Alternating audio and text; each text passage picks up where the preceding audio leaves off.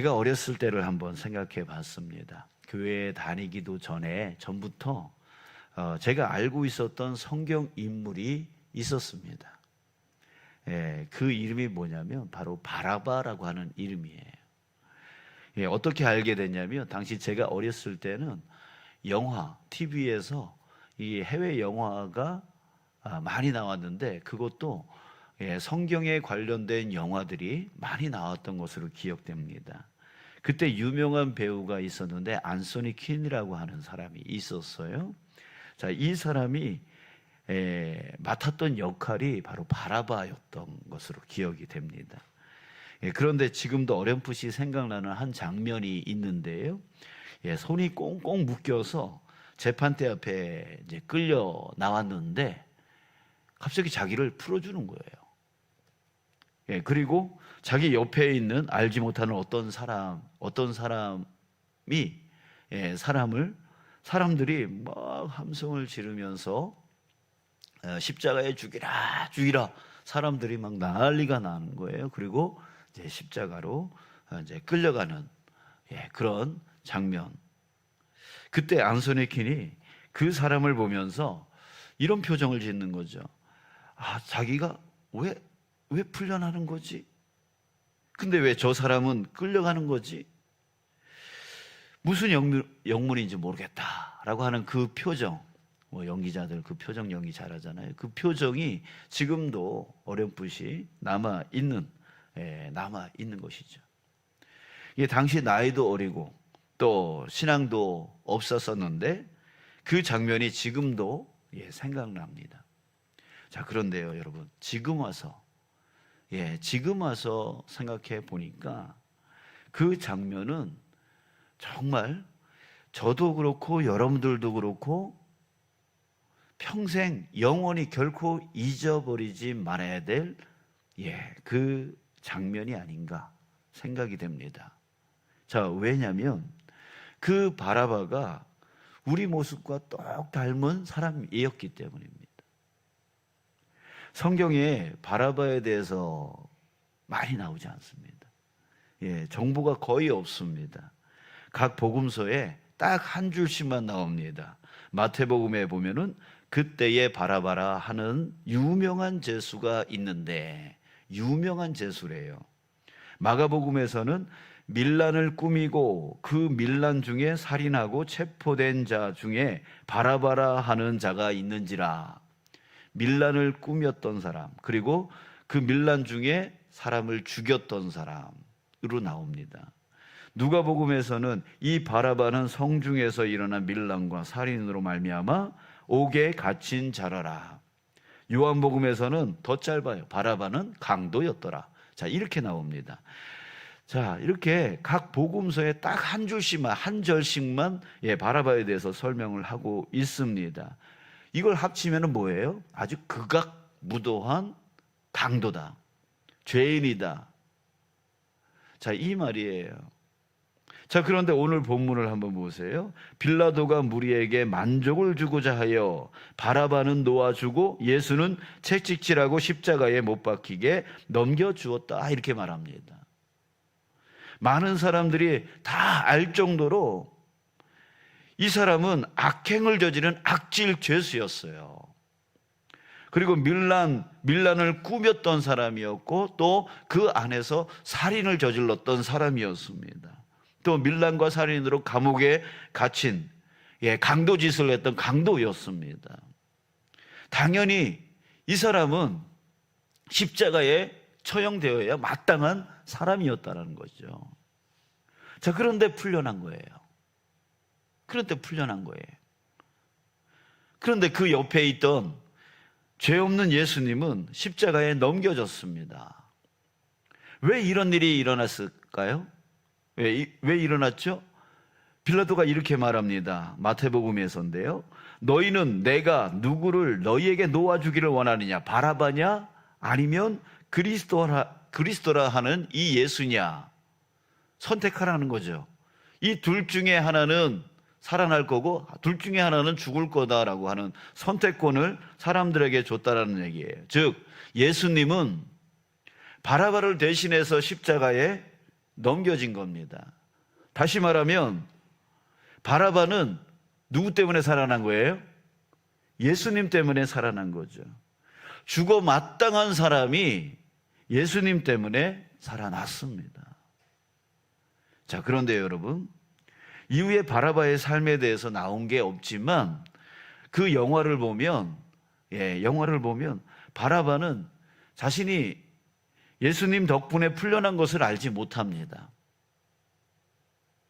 풀려난 것을 알지 못해요. 풀려난 후에 똑같이 예전 모습과 같이 악행을 저지르면서 또 살아갑니다.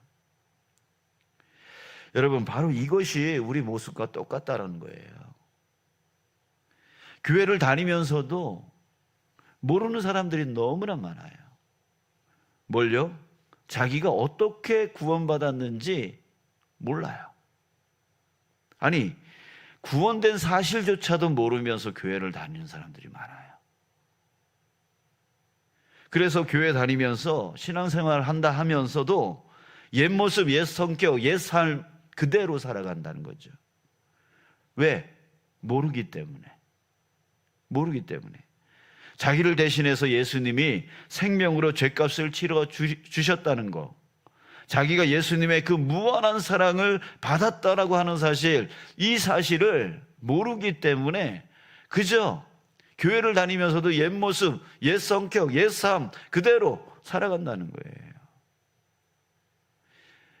그 영화를 다시 보면 바라바는 계속 악행을 저지르며 살다가요, 다시 감옥에 갇히게 되어집니다. 그러면서 평생 광산 노역으로 살도록 판결이 납니다. 자, 그런데 거기 광산에서 노역을 하면서 거기서 누구를 만나게 되어지냐면 그리스도인인 사크라고 하는 사람을 만나게 되어지는데, 이 사람을 만나면서 바라바는 평생 자신을 따라다녔던 그 의문이 풀려집니다. 그 의문이 뭐였냐면, 그때 왜 나는 풀려났지? 근데 그때 옆에 있었던 그 사람은 왜 나 때문에 죽은 거지? 그게 평생 따라가는 그의 질문이었어요.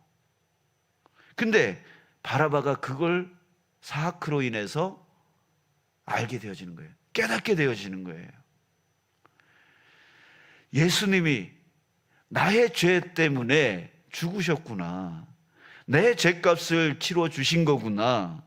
나를 구원해 주신 거구나 라고 하는 것을 그제서야 깨닫게 되어져요. 이 영화는 바라바가 그 이후 믿음의 삶을 살다가 결국 순교하는 모습으로 영화가 끝납니다. 영화는 지어낸 얘기죠. 지어낸 얘기예요. 성경에서는 바라바에 대해서 더 이상 언급을 하지 않습니다. 그러니까 결국 바라바가 어떻게 살았는가에 대해서 우리는 알지를 못해요. 근데 이 영화는 지어서 상상을 통해서 이 바라바의 삶을 지어낸 거예요. 영화화 만든 거죠. 자, 그런데 이 영화는 예수님의 은혜를 알지 못하는 바라바와 같은 그 신앙인들에게 큰 깨달음을 주었습니다. 여러분, 그거 아십니까? 바라바라고 하는 이 이름이요, 바하고 아바의 합성어입니다. 우리 바돌로메 아시죠? 바돌로메. 이 바돌로메가 돌로메의 아들이라고 하는 뜻이에요. 그러니까 바라고 하는 것은 아들이라고 하는 거고, 그리고 아바는 아버지라는 뜻입니다. 그게 무슨 뜻이 될까요? 아버지의 아들이라고 하는 뜻이에요. 그러니까 다른 말로 말하면 사람의 아들이라고 하는 뜻이에요. 여러분, 이 영화가 뭘 얘기해 주고 있냐면, 사람의 아들이었던 바라바가 누구의 아들이 되는 거예요? 하나님의 아들이 되어지는 것을 그린 거예요.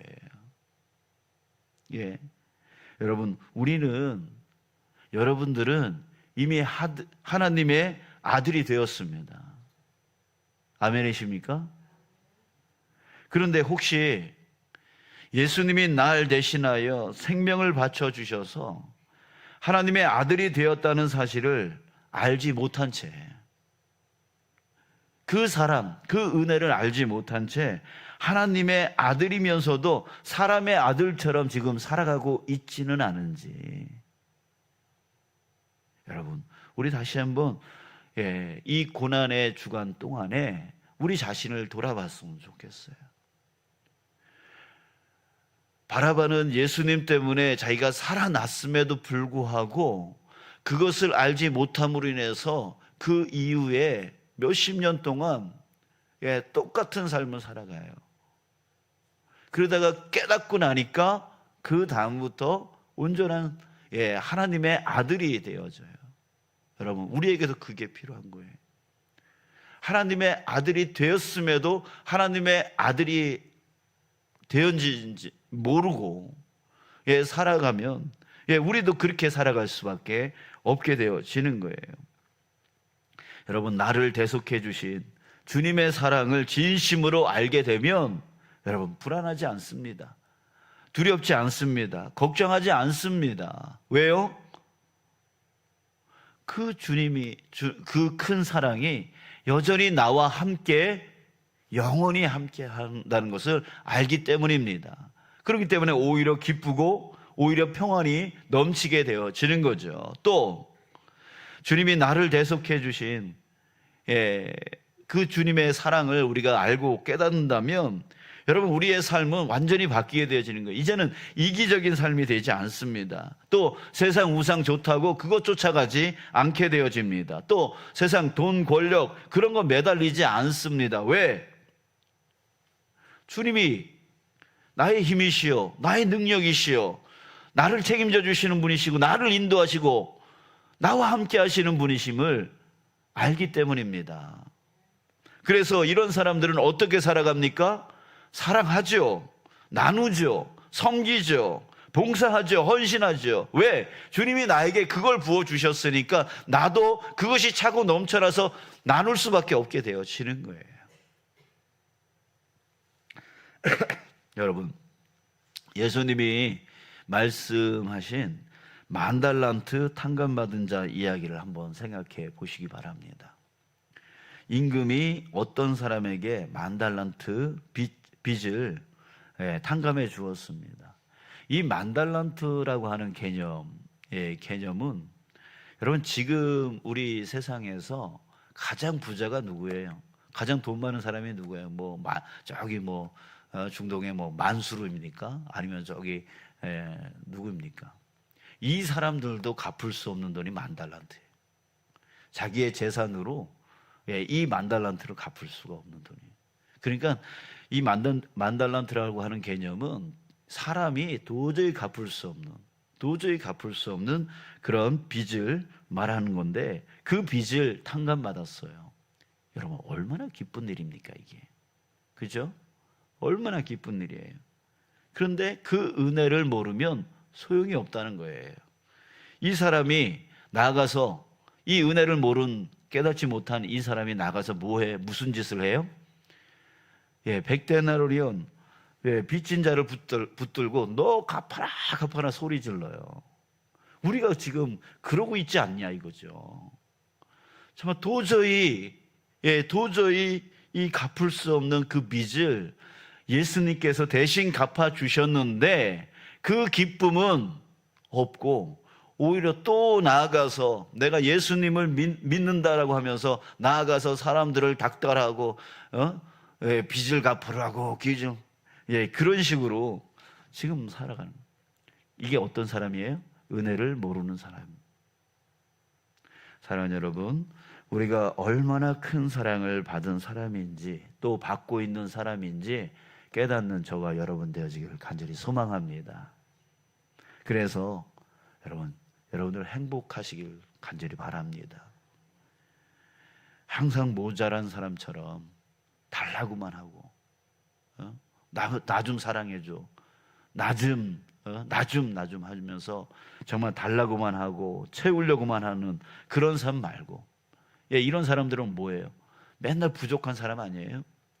근데 우리는 이미 풍성한 사람이 됐잖아요. 이미 우리 안에 그 어떤 것도 다 채워주시는 주님의 사랑이 넘치고 넘치고 있잖아요. 우리는 풍성한 사람으로서 어떻게 살아가야 돼요? 이제는 나눠주고 섬겨주고 사랑해주며 사는 삶. 이게 바로 부자잖아요. 부자잖아요. 많은 돈을 갖고도 나누지 못하는 사람은 마음이 가난한 사람이잖아요. 근데 적은 것을 갖고도 콩 한 쪽이라도 나눌 수 있는 사람은 풍성한 삶을 사는 사람이에요. 여러분, 저와 여러분들 우리 이제 풍성한 삶을 살아가는 자 되어지기를 주님의 이름으로 축복합니다. 나는 이게 없어, 나는 저게 없어, 이런 식으로만 정말 예수님이 없는 것처럼, 하나님이 없는 것처럼 살아가는 그런 신앙이 되지 마시고, 이제는 적은 것이라도 주님 감사합니다.